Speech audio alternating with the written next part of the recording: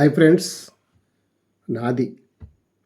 నాది, నాది అనే భావన ప్రతి మనిషిలో ఉంది. ఈ నాది అనే స్వార్థం పెరిగిపోయి మనిషి వినాశానికి దారితీస్తుంది. కాలికి ముల్లు గుచ్చుకుంటే మెల్లగా దాన్ని తీసి పారేయాలి గానీ, ఆ ముల్లును అందులోనే ఉంచుకోకూడదు.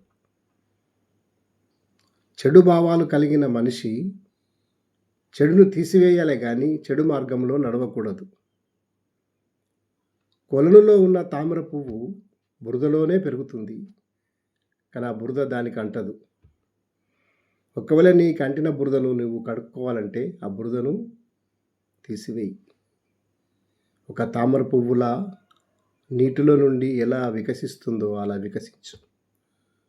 నీ మనసులోని చెడును తీసివేసి మంచి మార్గంలోకి రా. అప్పుడు నీ జీవితం ఎంత సుఖమయం ఉంటుందో నీకే తెలుస్తుంది. Thank you.